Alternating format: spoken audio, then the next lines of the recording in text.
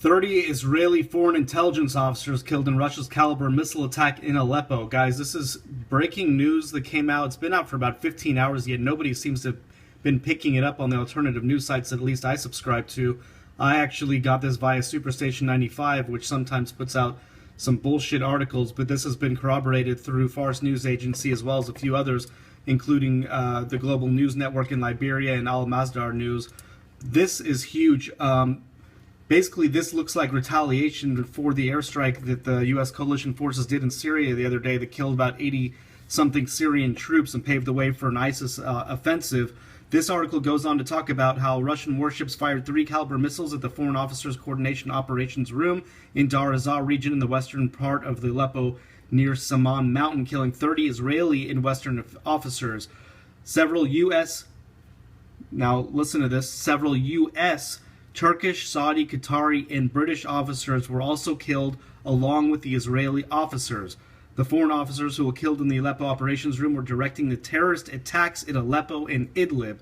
So this is telling us right now that Russia has just launched 3 missiles from one of their destroyers and killed not only Israeli troops, not only Turkish and Saudi, Qatari, and British troops, but U.S. troops as well.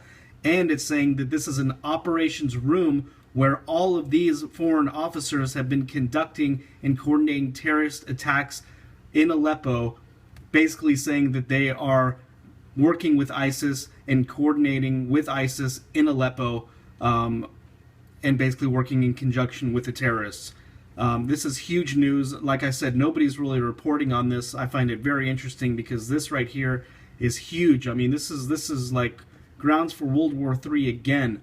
The buildup just continues and continues, and Russia, it looks like they've said they've had enough, and they're starting to fight back now, and now they have killed a whole bunch of troops, over 24 Western-backed troops, including Israeli troops, which is very interesting. This just goes to show that, you know, unfortunately, Mossad and Israel is in Syria as well, coordinating with the U.S.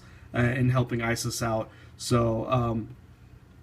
The airstrikes that took place in Syria, the U.S. is saying that they did it by accident, which is complete horseshit, which I'm going to show you a video right here from Press TV showing that this was deliberate. This was just more grounds to provoke Russia and get this war started. Their foreign policy has basically disintegrated in Syria. They're against the ropes. They're trying to do anything they can to provoke Russia to start a fight, but they continue to not take the bait, which is good for us. But the bad news is the elections are coming up, and a lot of people are talking about an October surprise and some sort of main event to happen in the United States to blame Russia or China to finally get the war started if these little skirmishes don't kick off the war for them in either North Korea or Syria. So with that being said, I want you guys to take a listen at this video from Press TV. If you guys haven't subscribed to Press TV, I highly recommend it. They've got a lot of good political analysts coming out of Washington and New York, talking exactly how it is, spilling their guts, telling the truth on exactly what is going on geopolitically. With that being said, here's the video. Syrian ambassador to the United Nations, Bashar Jafari, has slammed the recent U.S. airstrike on an army military base that killed 83 Syrian soldiers and wounded over 100 others. لقد مهد هذا العدوان. This aggression that lasted for 50 minutes, a whole 50 minutes of air raids. There were reconnaissance flights by drones for 2 days before this deliberate attack. And this aggression for 50 minutes paved the way for Daesh to enter this military site of the Syrian army that was targeted repeatedly so that the Syrian soldiers were unable to recapture it again. To add insult to injury, our soldiers and the wounded soldiers underwent even more airstrikes by drones while they were evacuating their positions after their military base was targeted. Addressing the UN Security Council, Jafari said the US has failed to distinguish between Daesh terrorists and those fighting Daesh. Jafari also criticized the countries blaming the Russian and the Syrian Air Force for an attack on a humanitarian convoy in Aleppo.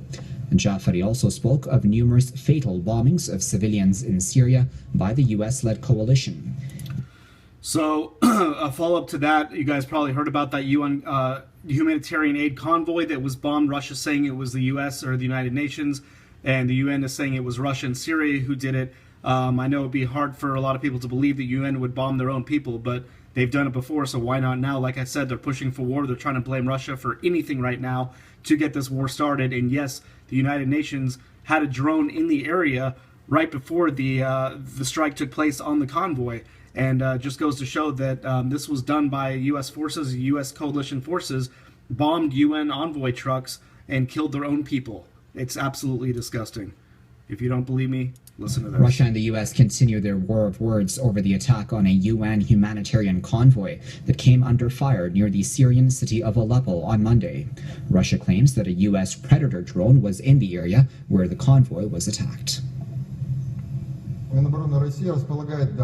The evening of September 19, in the sky over that area at a height of 3,600 meters and moving at a speed of 200 kilometers per hour, there was a drone attack from the International Coalition, a drone that took off from the Incirlik Air Base in Turkey.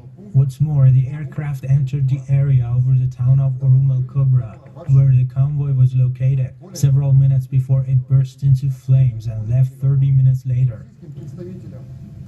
The Russian Defense Ministry spokesperson did not directly accuse the U.S. of carrying out the attack, but pointedly said that the drone was capable of, quote, carrying out high-accuracy strikes.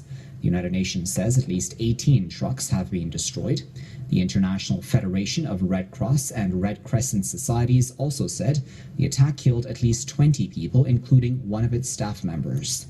So there's that, guys. Obviously very, very interesting news coming out. We've also got John Kerry's urging grounding of military aircraft in key areas of Syria. He's basically saying he wants there to be an immediate grounding of all Russian and Syrian military aircraft in what he calls key areas of Syria, including where aid is delivered. Basically saying so there won't be any more attacks on the UN convoys like what happened yesterday. And as the video I just showed you, that Russian army guy was basically talking about how a drone took out the convoy, and now John Kerry is saying that they want to give some sort of ultimatum, saying that they want all Syrian Russian aircraft to be grounded, but U.S. coalition forces can stay in the air. This is ridiculous. This is basically telling Syria and Russia, telling them in their own country, telling Assad that they can't fly their own fighter jets in their own country. It's absolutely ridiculous. We've also got Russia sending one of their biggest aircrafts, the Admiral Kuznetsov, into the Mediterranean. It is sailing there right now.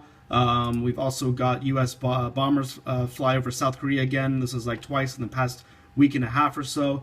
They flew two B-1B bombers over South Korea in a show of force against Pyongyang. So, as I said before, guys, they are gearing up for war. The war drums continue to beat louder on a daily basis. We wake up and it's something new. We just saw what happened in North Carolina tonight.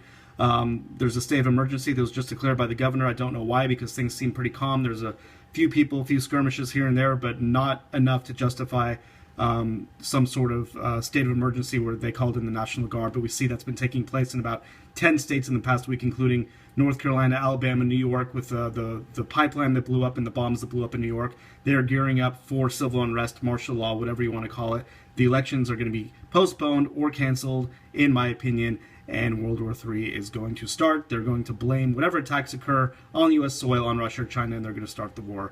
Just as I've been saying, just as many people have been saying for the past few months, if not years. That's all I got, guys. See you in my next video. Thanks for watching. Take care.